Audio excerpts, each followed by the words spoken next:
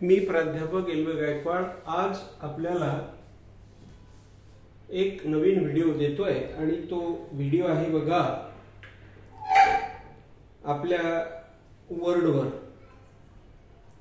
ग्रामरवर चांगला व्हिडिओ आहे तो ऐकायचा आहे। बघा वर्ड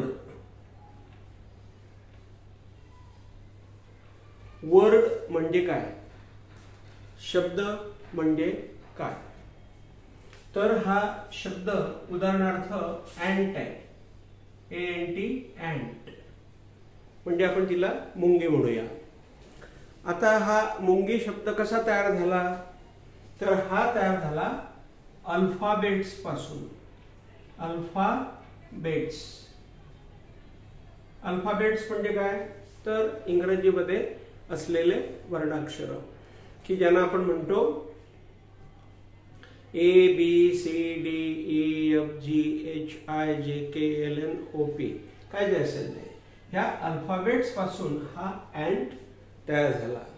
आणि याला मीनिंग मिळाला बघा मुंगी।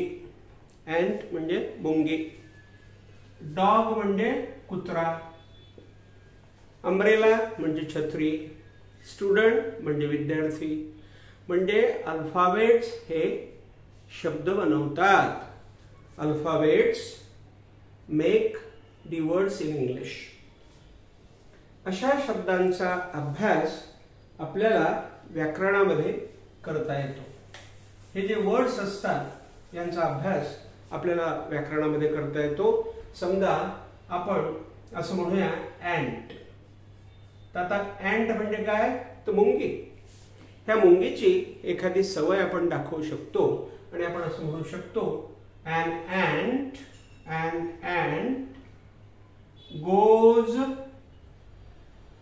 goes जाते, goes upon the wall म्हणजे काय, an ant म्हणजे मुंगी, goes म्हणजे जाते, upon the wall म्हणजे भिंतीवर जाते। म्हणजे बघा हे शब्द आपल्याला वाक्य तयार करायला लावतात। म्हणजे वर्ड्स मेक द सेंटेन्स, आणि आपण जे सेंटेन्स बोलतो ते शब्द मिळून बोलतो। म्हणजे बघा आता इथं हा एक शब्द आहे, हा दुसरा शब्द आहे, हा तिसरा शब्द आहे, हा चौथा शब्द आहे, हा पाचवा शब्द आहे। असे शब्द आपण एकत्र आणले की ते वाक्य तयार होते। म्हणजे words come together and it becomes a sentence असं आपल्याला या ठिकाणी सांगता येईल। आणि म्हणून हे झालं वाक्य, सेंटेन्स। म्हणजे लक्षात घ्या, sentence is made from the words, म्हणजे शब्दांपासून सेंटेन्स तयार केलं जाते। म्हणजे वर्ड्स मेक द सेंटेन्स, शब्द वाक्य बनवतात, हे आपल्याला या ठिकाणी सांगता येईल। आता शब्दाची चांगली व्याख्या जर तुम्हाला लिहून घ्यायची असेल किंवा अभ्यासायची असेल तर शब्द हा एक ऑर्डर मध्ये असतो पहा। Word is in order, word is in order म्हणजे काय, शब्द इज असतो इन ऑर्डर म्हणजे क्रमामध्ये, क्रमाने हा शब्द असतो। म्हणजे बघा ANT DOG मदर, तर हे तीन शब्द मी या ठिकाणी दिलेले आहेत। ह्या तिघ शब्दांचा अर्थ होतोय अँट म्हणजे मुंगी, डॉग म्हणजे कुत्रा आणि मदर म्हणजे आई। आता ह्या तिघही शब्दांना एक विशिष्ट क्रम आहे बघा, ऑर्डर आहे। ऑर्डर म्हणजे काय, क्रम। हे क्रमात आलेले आहेत, क्रमामध्ये आलेले आहेत। म्हणजे आता यांना जर तुम्ही असं केलं NAT तर हा क्रम चुकेल, म्हणजे त्याला अर्थ लागणार नाही, त्याला अर्थ लागणार नाही। आता बघा इथं तुम्ही जर असं केलं OGD, काय केलं मी, O घेतला, G घेतला ना D घेतला, तर त्याला मी मागे पुढे केला म्हणजे क्रम बदलवला। याचाही मी क्रम बदलवतो पहा। मदर तर DOMER, काय अर्थ लागत नाही, म्हणजे या शब्दांचा जर आपण क्रम बदलवला, वर्णाक्षरांचा जर आपण क्रम बदलवला तर शब्दाला अर्थ लागत नाही. म्हणजे आपल्याला शब्दाला जर अर्थ लावून घ्यायचा असेल, if we want to give the meaning to the particular word, तर आपल्याला त्या शब्दाला क्रमामध्ये ठेवावा लागतो. म्हणजे तो शब्द इन ऑर्डर आला पाहिजे. जसं की हा इन ऑर्डर आहे पहा.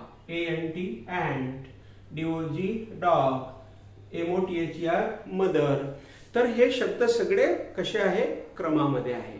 म्हणून क्रमामध्ये येणाऱ्या शब्दाला आणि अर्थ असणाऱ्या शब्दाला आपण शब्द म्हणतो. आणि हे शब्द हे वर्णाक्षरांचा समूह असतो. बघा, the words are the collections of the alphabets.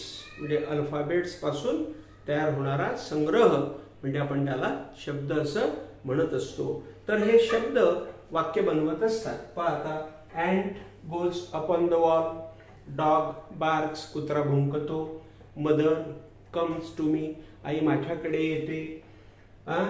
बरोबर आहे. असे हे शब्द आपल्याला वाक्य देत असतात. आणि हे मी सांगितलं आपल्याला की यांना आपण क्रमामध्येच ठेवलं पाहिजे. क्रमात तुम्ही त्यांना नाही ठेवलं की लक्षात ठेवा ते आपल्याला मिनिंग देणार नाही. आणि म्हणून तिथं मिनिंग असणं हे फार गरजेचं आहे. आता पुढे आपण असं म्हणू, या शब्दांचा वापर आपल्याला वाक्यामध्ये उत्तम प्रकारे करता येतो. आता पहा, पुन्हा एक वाक्य मी आपल्याला सांगतो आणि ते वाक्य आहे क्लाउड. CLOUD, cloud. क्लाउड म्हणजे काय? ढग. आता ढग म्हणजे काय? तर ढग आकाशामध्ये येतो. बघा, अ क्लाउड कम्स, येतो, याला यस लागेल, साधा वर्तमान काळ आहे. अ क्लाउड कम्स, ढग येतो आकाशामध्ये, म्हणजे इनटू द स्काय. आता आकाशामध्ये तो येतो म्हणजे त्याची जागा बदलते. आधी तो पाण्याच्या स्वरूपामध्ये असतो, नंतर तो ढग बनतो. म्हणजे त्याचं रूपांतरही होते, त्याची जागाही बदलते. समुद्रामध्ये असते, मग तो आकाशामध्ये जातो. म्हणजे जागा जेव्हा बदलते, स्वरूप जेव्हा बदलते, त्यावेळेला आपण इंटू नावाचं हे प्रेपोजिशन वापरत असतो. म्हणून अर्थ काय झाला? A cloud comes into the sky. आकाशामध्ये ढग येतो असा या ठिकाणी अर्थ झालेला आहे. तर या ठिकाणी याच्यानंतर आपण बघूया फ्रेज म्हणजे काय. बघा तुम्ही, आता आपण शब्द बघितला, वर्ड म्हणजे काय हे आपण बघितलं. आता बघूया आपण फ्रेज. Phrase, PHRASE, phrase. आता फ्रेज म्हणजे काय ते आपण बघूया की फ्रेज कशाला म्हणतात.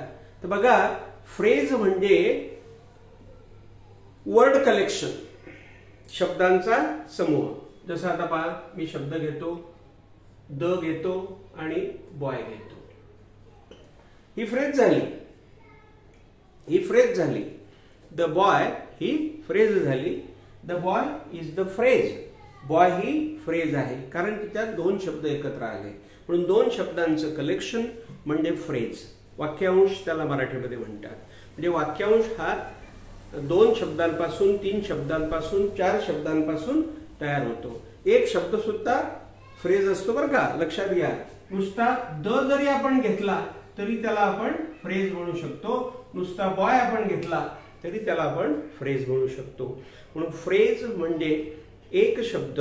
फ्रेज इज वन वर्ड किंवा ऑर. शब्द म्हणजे अनेक शब्द, म्हणजे अनेक शब्दांपासून तयार होणारी फ्रेज. म्हणजे अ बॉय किंवा the boy in the home. म्हणजे सांगायचं असं आहे की जी फ्रेज असते ती एका शब्दापासूनही तयार होते. म्हणजे फ्रेज ही एक शब्द पण आहे आणि फ्रेज ही दोन शब्द पण आहेत आणि फ्रेज ही अनेक शब्दांचं कलेक्शन सुद्धा आहे. तर आपण या ठिकाणी असं म्हणूया की त्याला थोडा अर्थ असतो पहा. फ्रेजला थोडा अर्थ असतो पहा. आता पहा, in the jungle. In the जंगल म्हणजे काय अर्थ झाला? जंगलामध्ये. ओव्हर द हेड काय अर्थ झाला? Over the head. काय अर्थ झाला? डोक्यावर. तर इन द जंगल म्हणजे जंगलामध्ये आणि ओव्हर द हेड म्हणजे डोक्याच्या वर, असे याचे मिनिंग झाले. म्हणजे याला थोडा अर्थ आहे, म्हणजे ह्या दोघं फ्रेजेसना अर्थ लागतोय पण थोडा लागतोय, कंप्लीट अर्थ लागत नाहीये. आणि म्हणून ज्याला थोडा अर्थ लागतो पण कंप्लीट अर्थ लागत नाही अशांना म्हणतात फ्रेजेस. म्हणजे मग आपण काय म्हणूया?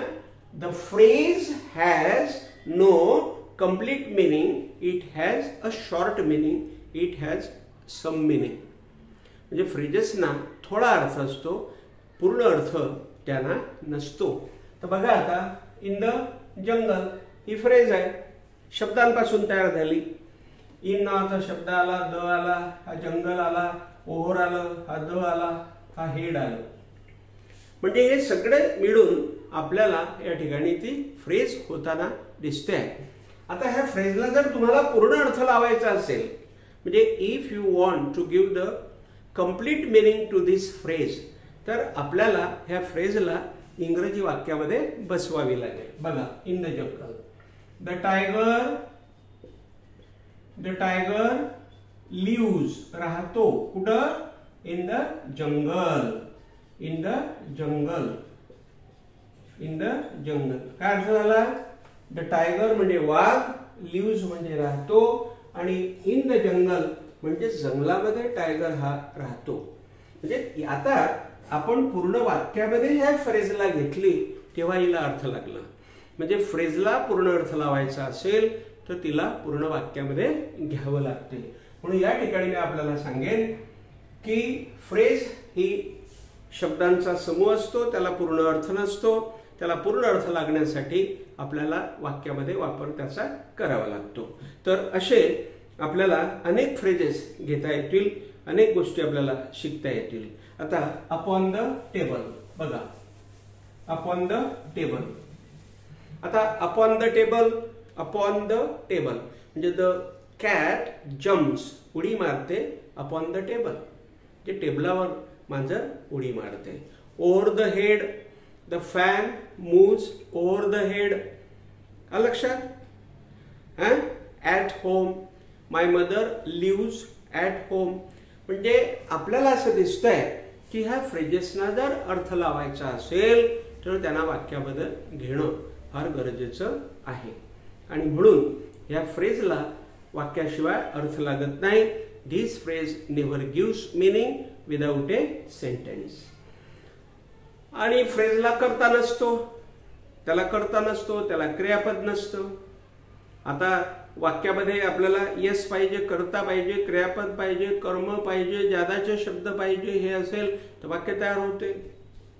आणि अशा ह्या फ्रेजमध्ये कर्ता असत नाही, क्रियापद असत नाही, कर्म असत नाही, त्याच्यामध्ये ज्यादाचे शब्द असत नाही. आणि म्हणून विदाऊट सब्जेक्ट आणि विदाऊट सेंटेन्स ही फ्रेज असल्यामुळे तिला अर्थ लागत नाही. म्हणजे the phrase is without a subject, without a sentence and without a particular meaning, and that's why it is called the phrase. आपण त्याला फ्रेज म्हणतो. आता फ्रेज म्हणजे क्लॉजही असतो पहा. फ्रेजला क्लॉज सुद्धा म्हणतात. फ्रेज म्हणजे क्लॉज. आता क्लॉज म्हणजे काय बघा बरं. आय सॉ मी पाहिला, अ बॉय मी एक मुलगा पाहिला, who was in the garden, who was in the garden. बघा, who was in the garden. तर इथून फ्रेज सुरू होते पहा. अ बॉय हु की जो वॉज इन द गार्डन. म्हणजे ही फ्रेज जर आपण विचारात घेतली तर या ठिकाणी असं म्हणता येईल की आय हा कर्ता आहे, सॉ हे क्रियापद आहे, आणि अ बॉय म्हणजे एक मुलगा, हु की जो, वाज होता, इन द गार्डन बगीच्यामध्ये होता. म्हणजे एक मुलगा की जो बगीच्यामध्ये होता. म्हणजे a boy who was in the garden he phrase आहे. आणि फ्रेज म्हणजे हा क्लॉज आहे, हा ऍडजेक्टिव्हल क्लॉज आहे पहा. त्या हु ज्याच्यामध्ये हु येईल, विच येईल, दॅट येईल, त्याला ऍडजेक्टिव्हल क्लॉज असं म्हटलं जातं. आणि म्हणून हा क्लॉज आहे. ही फ्रेज या ठिकाणी क्लॉज बनलेली आहे. म्हणजे the phrase becomes the clause also. म्हणजे फ्रेज ही क्लॉज सुद्धा बनते. तर जी फ्रेज आहे ती क्लॉज बनते. लक्षात. तर अशा प्रकारे आज आपण या छोट्याशा व्हिडिओमध्ये वर्ड म्हणजे काय आणि फ्रेज म्हणजे काय या दोन आयडिया उत्तम प्रकारे आपण समजून घेतल्या. हा व्हिडिओ आपल्याला कसा वाटतो ते मला सांगायचं आहे आणि काय आपल्याला आवडतं ते मला सांगायचं आहे. जास्तीत जास्त आपलं चॅनल हे सबस्क्राईब करायचं आहे, शेअर करायचं आहे. थांबतो. आभारी आहे. नमस्कार. खूप खूप नमस्कार.